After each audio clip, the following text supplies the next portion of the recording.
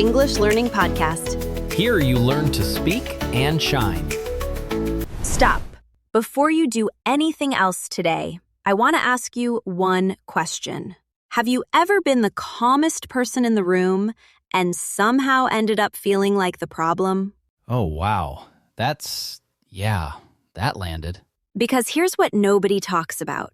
Calm people get misunderstood, questioned, sometimes even feared. Not because they're cold, not because they don't care, but because their calmness holds up a mirror to everyone else. And sometimes that mirror is very, very uncomfortable. And I'll be honest, I used to be one of those people. I used to look at calm people and think, what are you hiding? Why aren't you reacting? And today, we're going to talk about exactly that. Why calm people scare others. What's really going on psychologically. And, for our English learners, how calmness can completely change the way you speak and the way people hear you. That last part, calmness and English speaking, I didn't see that coming. I want to hear that. You will. Let's go. Welcome to Speak English with Filza, the podcast where we explore real life in simple, clear, beautiful English. I'm Filza, and joining me as always, Jake. Hello, everyone. Genuinely excited for this one. This episode is a little different. It's part psychology, part self-reflection, and part English lesson.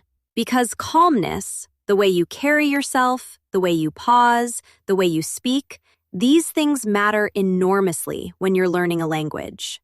Oh, I like that. Most people think English learning is just grammar and vocabulary. And it's so much more than that. It's about energy, confidence, presence, and calmness is at the heart of all three. Okay, I'm already taking notes. Good. Let's start with a story. Imagine this. You're at work. A big deadline is missed. People are panicking. Emails flying everywhere. Someone is raising their voice in the hallway. And then there's one person, sitting quietly, reading the situation, taking a slow breath. They say in a calm voice, "Okay, let's figure this out." And immediately, everyone stares at them. Why aren't you worried? Don't you understand how serious this is? Like calmness equals not caring. I see this all the time. Actually, wait, Filza, I want to push back on something here. Go ahead. Because sometimes that calm person really doesn't care, right? Like sometimes they're just disengaged, not invested, and their calm is actually just indifference. That is a fair point, and an important one. Wait, let me say that again because this distinction is everything. There is a difference between calm and checked out, between peace and numbness. A truly calm person is fully present, fully aware. They care deeply, but they choose not to let their emotions take over their actions. Someone who is checked out, they're just absent. So how do you tell the difference? Watch their eyes. Watch what they do after the silence. A calm person who cares will act. Thoughtfully, slowly, but they will act. A disengaged person will just shrug and walk away. Okay, that actually helps. I take back my pushback. No, keep pushing back. That's what makes good conversations. And by the way, this is also a great English learning moment. We just used words like disengaged, indifference, present, absent, not as grammar, but in real conversation. That's how you actually learn vocabulary, in context. That's such a good point. You don't learn words from a textbook. You learn them when they're connected to something real. Exactly. Okay, so back to our calm person in that office. Everyone is judging them. Everyone is suspicious. And the calm person is the only one solving the problem. The irony. Total irony. And this brings us to the big question. Why? Why does calm make people so uncomfortable? Okay, calm people. They are probably the most misunderstood type of people on this planet. The most common label they get, they don't care. Yes, they don't care. Or they're cold. Or something is wrong with them. Here's the problem. We are taught from very early in life that real emotion must be visible. You're happy? Smile big. You're scared? Show it. You're excited? Make noise. Oh yes, even as a kid, if you weren't jumping around on your birthday, people thought something was wrong. Exactly. And so we grow up believing this idea. Visible emotion equals genuine emotion. But most people don't realize that is completely false. But isn't it natural to want to see emotion from others? Like, as a social thing? It's natural, yes. But natural doesn't always mean correct. We also naturally fear things we don't understand. That doesn't make the fear right. True. Okay, fair. Calm people often feel things very, very deeply, more than people around them realize. They just process those feelings internally, not externally. Let's learn those two words right now. Internally, inside yourself, in your thoughts, your heart. Externally, outside, visible, what others can observe. So a calm person is internally rich and externally quiet. I love that. Internally rich. That reframes everything. And here's another misunderstanding, that calm people are weak, that they have no passion, no fire. Wait, let me say this slowly, because this is the line I want you to remember. Calm is not the absence of strength. Calm is the presence of control. Say that again, slower. Calm is not the absence of strength. It is the presence of control. Write that down. Seriously, pause this episode and write that down. Being strong does not mean being loud. Being passionate does not mean being intense. You can care deeply and still stay quiet. And I think that's what confuses people the most. They see quiet and they hear, I don't care. But the person might care more than anyone else in the room. So much more. And they care so deeply that they don't want to waste energy on a reaction. They want to save all that energy for a solution. That's not weakness. That's strategy. That's wisdom. Okay, let's go a little deeper now, because there's actual psychology behind why calm people make others uncomfortable. I'm ready. This is my favorite part. Psychologists talk about something called nervous system mirroring. It sounds technical, but it's actually very simple. When you are near a stressed person, your body picks up their stress. Your heartbeat goes up. Your breathing gets faster. You feel unsettled. Like when you walk into a room where two people are clearly fighting, and even though it has nothing to do with you, you feel tense. Exactly that. It's automatic. We copy each other's emotional states without even realizing it.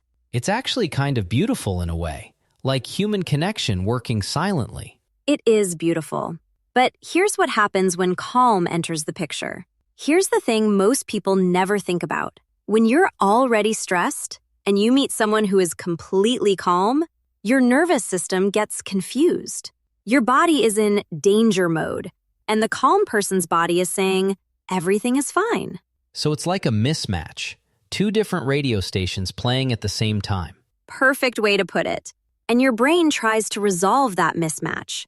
It asks, wait, if they're calm, am I overreacting? Or do they just not see what I see? So you don't trust them because their calm feels suspicious. Yes. And on top of that, this is the part people don't like to admit. There's a small feeling of shame. Because if this person can stay calm in this exact situation, why can't I? Oh, the ego. Okay, I have to be honest here. I've felt this. I've genuinely felt that small, uncomfortable feeling when someone stays calm and I can't. And I didn't like that person for it. And that's so human, Jake. Most of us have been there. But instead of sitting with that uncomfortable feeling, instead of asking, what does this say about me? Some people redirect it. They make it the calm person's problem. You're too quiet. Why aren't you reacting? You're being cold. When really, they're just dealing with their own discomfort. That is a little sad, actually, for everyone involved. And this brings me to something really important for our English learners, because this exact thing happens when you speak in English, especially in a group or in front of people. You see someone speak calmly, clearly, with pauses. And if you're nervous, that calm can feel intimidating, like they're better than you. When really they've just learned that rushing doesn't help. Exactly. Calm isn't superiority. It's just practice. Okay, let's stay here, because I think this is where the episode gets really practical for our listeners. Yes, so when you're learning English, when you're speaking in front of others, there is so much pressure. Pressure to be fast, to be smooth, to have no silences. The fear of silence. That one hits close. And that fear, that panic to fill every gap, it actually makes you speak worse. You rush, you mumble, you lose your sentence halfway through. Most people don't realize this. The fear of pausing is what causes most English-speaking mistakes. Not your grammar, not your vocabulary. The fear. Wow, I never thought about it that way. But Filza, what if the silence really does feel awkward? What if you pause and people stare at you waiting? Let them wait. Just let them wait? Yes, because here's what actually happens in that pause. You think. You choose your words carefully. And when you speak, even if it's slow, even if it's imperfect, it carries weight. Wait, let me say this clearly, because this is important. A pause is not a mistake. A pause is a sign of confidence. Repeat that. A pause is not a mistake. It is a sign of confidence. That is going to change how a lot of people speak. I mean it. Think about the speakers you admire. Teachers, presenters, leaders. They don't rush. They pause. They let their words land before they move on. They make you wait for the next sentence, and that makes you pay attention. And when you speak English, even with mistakes, even with a small vocabulary, a calm, slow, clear voice makes you sound far more fluent than you are.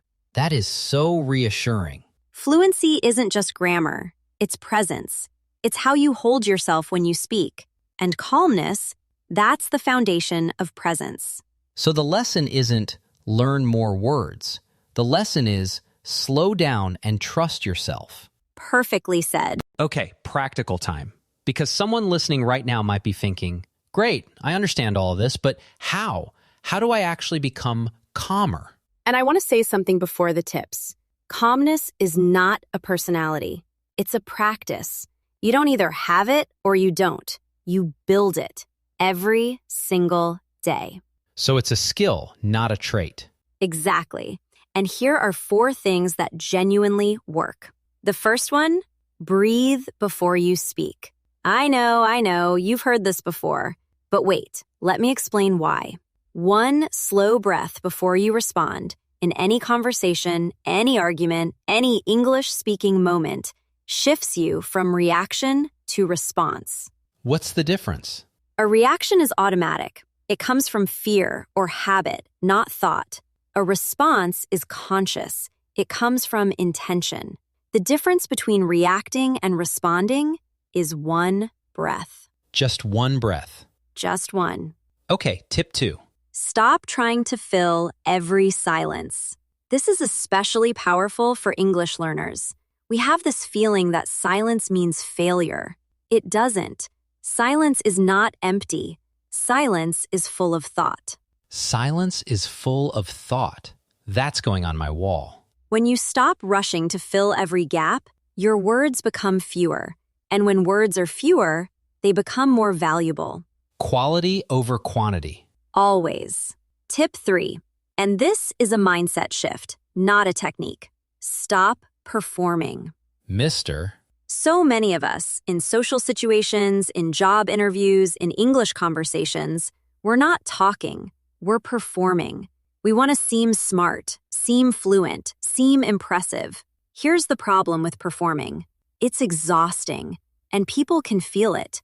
When you perform, people don't connect with you, they watch you, like an audience. But when you just show up honestly, they feel you, like a friend. That's actually a really important distinction. Though, Filza, I feel like some level of performance is necessary. Like in a job interview, you can't just be completely casual and relaxed, right? You're right that there's a context for everything. But even in a job interview, the most impressive candidates aren't the ones performing the hardest. They're the ones who seem comfortable, grounded, present. That groundedness is calm. So calm doesn't mean casual, it means controlled. Exactly. Calm and professional can be the same thing. In fact, calm is the most professional thing you can be. Tip 4? Slow your speaking pace by about 20%. This is the most practical tip for English learners. Most non-native speakers think fast equals fluent. It doesn't. Slow down. Let your brain catch up with your mouth. Choose your words. Breathe between sentences. And people actually hear you better too. Fast speech blurs together. Slow, clear speech is magnetic. People lean in. Calm, imperfect, real. That is far better than fast, perfect, and hollow. Calm, imperfect, real. That could be a mantra for this whole channel. Now, I want to say something important, something that I think is necessary. Okay, serious mode. When we say be calm, I don't want anyone to hear hide your feelings, because those are completely different things. Most people don't realize there's a difference between calm and suppressed. Calm is when you feel something, and you choose how to respond. Suppression is when you feel something, and you push it so far down that you pretend it isn't there. So they look the same on the outside. But one is healthy, and one is slowly hurting you. Filza, I want to ask something a bit personal. Have you ever confused the two yourself? Yes, there were times in my life when I thought I was being calm, mature, in control, and actually, I was just afraid to feel. Afraid that if I opened that door, everything would come out at once. Wow, thank you for sharing that. I say it because I think a lot of people listening might be in that same place, and I want to gently say, that's not calmness. That's pain wearing a quiet face. Pain wearing a quiet face. That is one of the most honest sentences I've heard. Genuine calm comes from having a healthy relationship with your emotions, not hiding them, not performing them, just feeling them, acknowledging them, and then choosing your next step. So truly calm people can still cry, still get angry, still feel scared. Absolutely. They just don't let those feelings make their decisions for them. There is a difference between feeling something and being controlled by it. So it's not calm or emotional. It's calm and fully human. Calm and fully human. Okay, before we close, can we collect the lines? Because this episode has been full of them. Yes, these are for you. Write them. Say them out loud. Let them become part of how you think and how you speak. And for our English learners, these sentences are also perfect speaking practice. Simple, powerful, easy to remember. Line 1. Calm is not the absence of strength. Calm is the presence of control. Line 2. A pause is not a mistake. A pause is a sign of confidence. Line 3. Silence is not empty. Silence is full of thought. Line 4. The difference between reacting and responding is one breath. And the one that stayed with me from this episode. Pain wearing a quiet face. Say them all again, but together. Calm is the presence of control. A pause is a sign of confidence. Silence is full of thought. The difference between reacting and responding is one breath. And some calm is pain wearing a quiet face. That's a whole philosophy right there.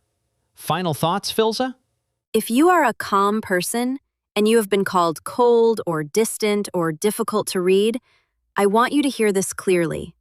Your calmness is not a flaw. It is a form of strength that is quiet, rare, and deeply needed in this world. Don't change it. Understand it. And then use it. And if you're someone who has ever felt uncomfortable around a calm person, ask yourself one question, not with judgment, with genuine curiosity. Why does their peace unsettle me? That one question can teach you more about yourself than 100 books. and for our English learners, remember this. You don't need to be the fastest speaker in the room. You don't need to fill every silence. You don't need to perform fluency. You just need to be present, honest, calm, Because a calm voice, even an imperfect one, is the most powerful voice in any room. Speak slowly. Pause with purpose. Let your words breathe. That is not just good English. That is good communication, in any language. This has been one of my favorites, Filza. Genuinely. Mine too. Thank you for being here. Thank you for listening, with patience, with attention, with calmness. If this episode stayed with you, share it with one person who needs to hear it. And your English challenge for this week? Choose one of those 5 lines we collected today. Just one.